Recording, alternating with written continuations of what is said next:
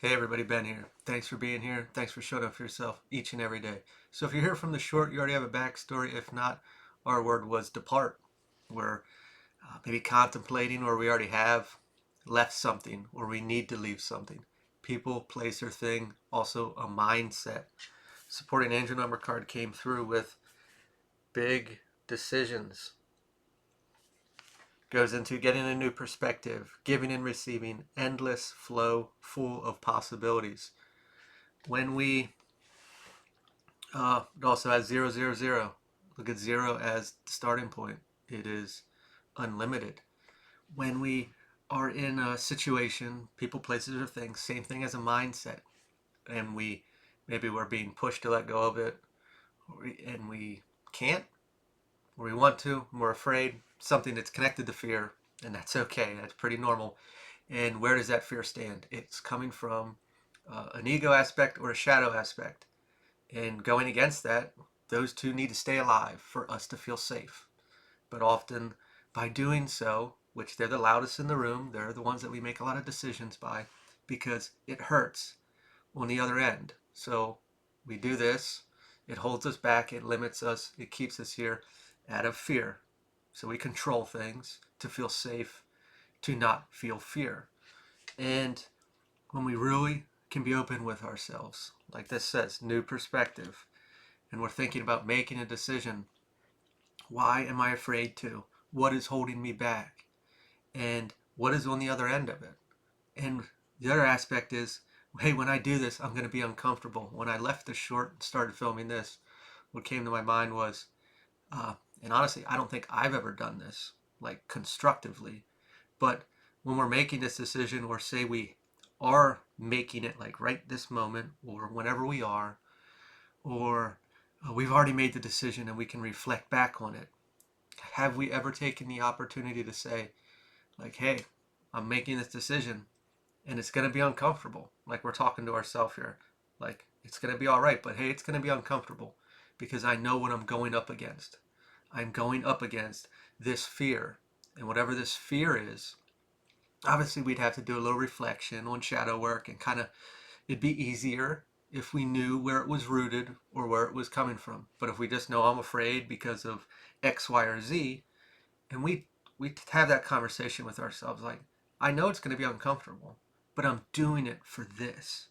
If we're already out of it, like let's say we were in a bad relationship, it was toxic, and we already got out of it, and we're in a stuck phase, or down in a dumps, we're alone, we're lonely, maybe it was a dependency issue that we were struggling with, or self-esteem, or financial, whatever it may be.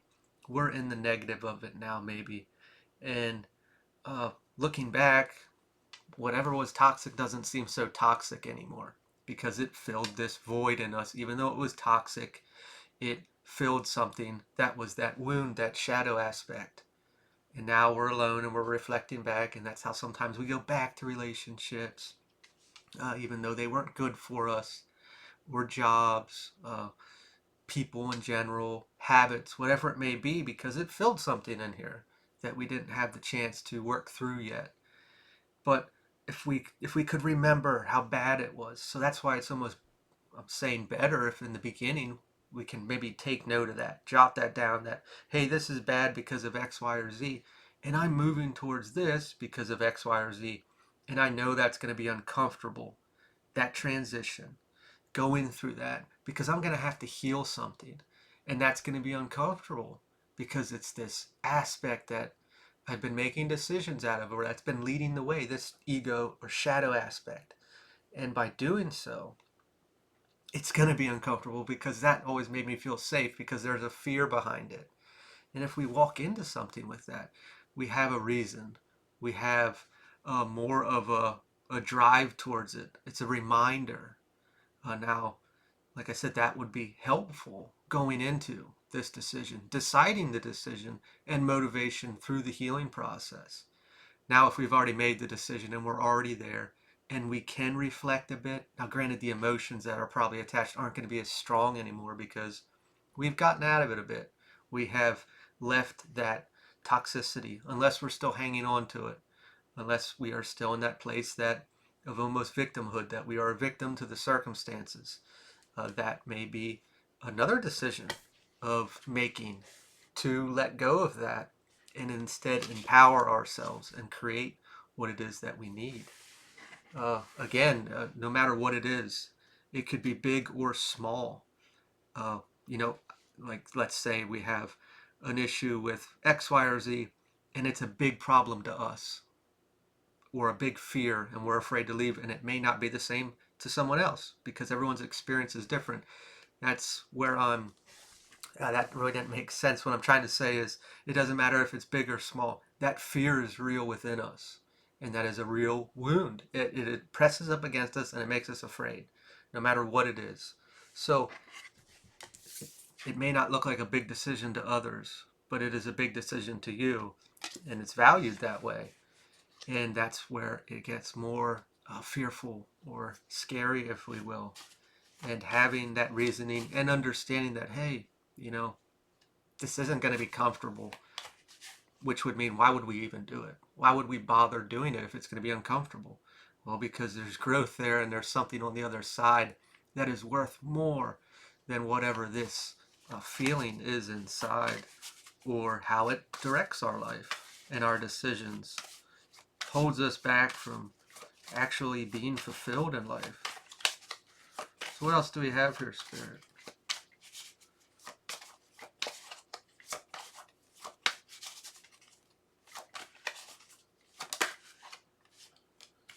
The moon reversed.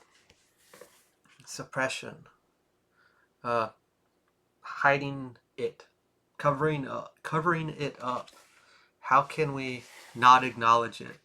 We do this a lot in life, all of us. Throughout whatever period, there is always something there that maybe we're really not even aware of. And until we do reflection and try to put puzzle pieces together, will we see it? Will we get to a place to take accountability and not always have the finger pointed out, and instead look at, okay, the easier way to take accountability is just to look at vibration. We don't have to say we're a bad person. We don't have to say, uh, I did this to myself. We can just look at the vibration. If I am vibrating at a wound of whatever, and when I say wound, everybody takes offense, but it's trauma of some sort, something we picked up, we placed in us, we identified with, and we think of ourselves, whether it's insecurity, a fear, we grew up with it, generational, doesn't matter. It's in there.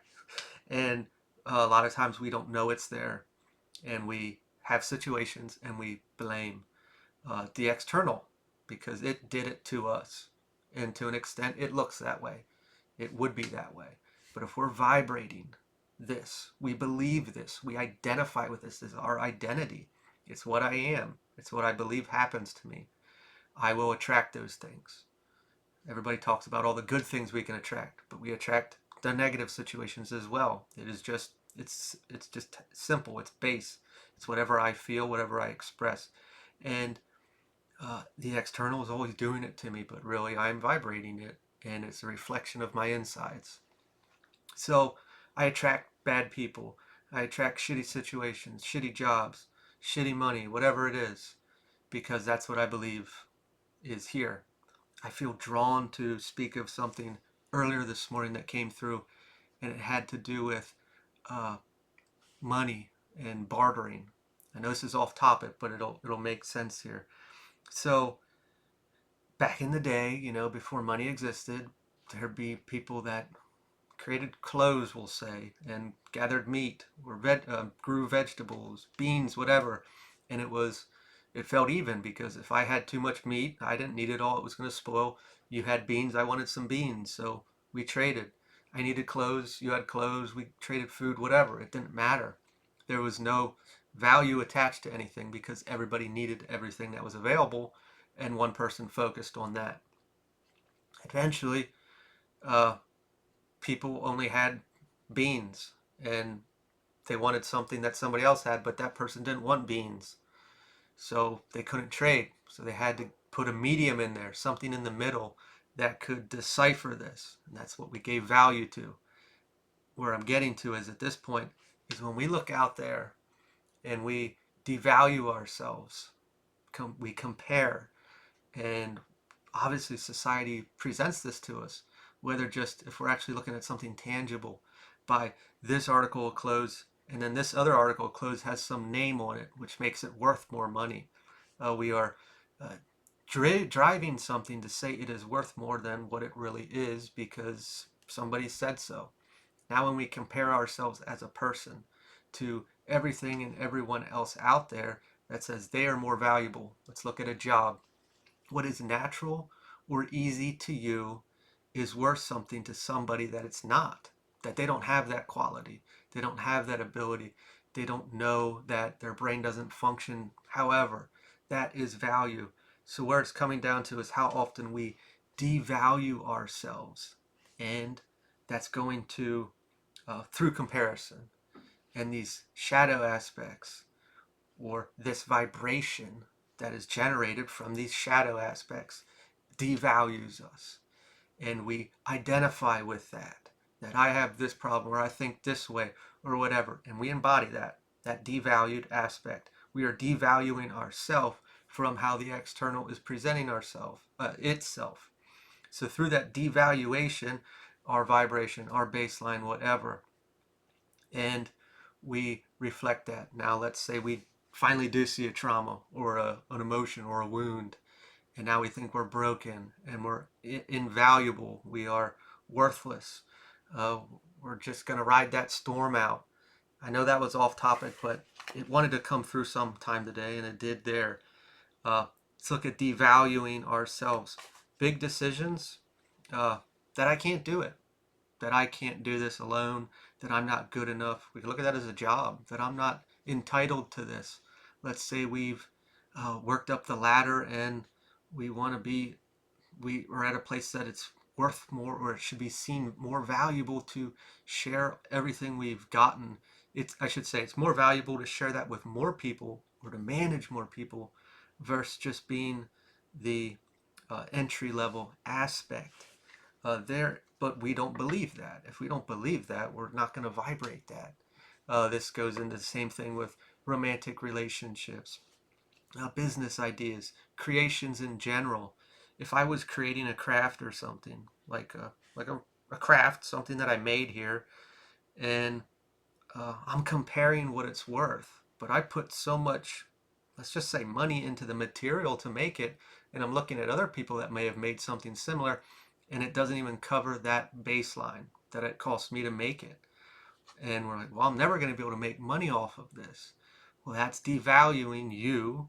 There could have been a machine that made this. The quality isn't the same, but there's an energy signature. We can't value everything through comparison, because what is valuable to you may not be valuable to everyone else, but there are people that it is valuable to. It's where it really comes into authenticity and shining that light. Again, complete sidetrack. We are on big decisions and departing that mindset for value.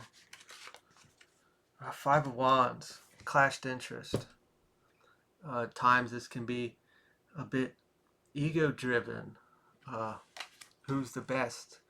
Or uh, this just goes back to that whole comparison aspect of, you know, uh, we can wear designer shoes and clothes and that says I'm somebody, but does it really? Does it mean anything? It does, because people make it mean something. This is coming into what means something to you, what is important to you.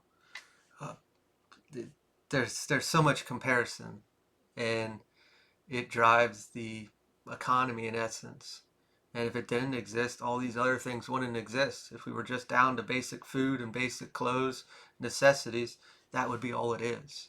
There's so many options, and it's very driven by who says what and who gave them the authority to say that this is cool and this isn't cool, or this is worth something and it isn't worth something. If we think about it, back in that day, with the basic food and the basic clothes, uh, that clothes is worth something to keep them warm, and that food is worth something to feed them, to keep them alive. Now there's so many options, and like I said, back to that craft analogy of this craft is worth nothing. It's worth less than I put into it compared to a large corporation that made it. Oh, there's just so much comparison, and in self, and that doesn't matter. Don't look at that anymore. Got our spirit card reversed. Uh, no, there's not that embodiment or the when we over-identify with everything around us, and I understand that's difficult because that's what we see. We see everything out there, and we want to be a part of something. And I think that when we do that and we identify with that, we really lose little bits of ourselves because we have to fit into a category that doesn't fit. Maybe being in a category makes us feel important or special or like we're a part of something. But that identity takes away bits of ourselves. It's not all of us. It is uh, we're molding, we're changing ourselves a bit because there's plenty of people that are a part of a group that don't believe everything that the group believes in or roots for or experiences, and they might even like something that is a part of a totally different group that kind of contradicts it, and that takes away from the individual. Uh, really turning this around to full flow and not being afraid of what other people think. You know, how often do we silence ourselves or kind of keep our mouths shut to stay in those groups or those categories? Uh, I know a lot of people deal with external acceptance. You know, everybody wants to be accepted and liked. And how often are we suppressing these aspects of our life or who we are? Maybe that's more of what's in the shadow than anything. You know, obviously we don't want to be disliked and hated or looked down upon for what is true to us. Five of Pentacles, hardship. Uh, Looking at the original card, most of those people would be viewed as less than, abandoned, rejected by the general population. They are crippled or worthless and not non-existent. They are just there, and people drive by. They don't really wave. They don't exist. They are the low man on the totem pole. This is going back to this whole devaluation. Uh, sure, this big decision of this departed aspect may have been in the physical, but it's really leading with a mindset and how often we really do devalue ourselves. We devalue ourselves every day. Let's just look at a basic life where they go to work and maybe they do a data entry or they're a clerk at a store and they look at other people that have a degree or something and they look at them and say, wow, they're worth something or they can do something. That is an immediate devaluation of that individual that's thinking this because they're comparing themselves to a plaque on the wall or the fact that they could go to school or they have a title or something. Uh, there is so much more to all of us, but this whole comparison aspect and the way that it experiences itself shows us that we have no value, that we are worth nothing.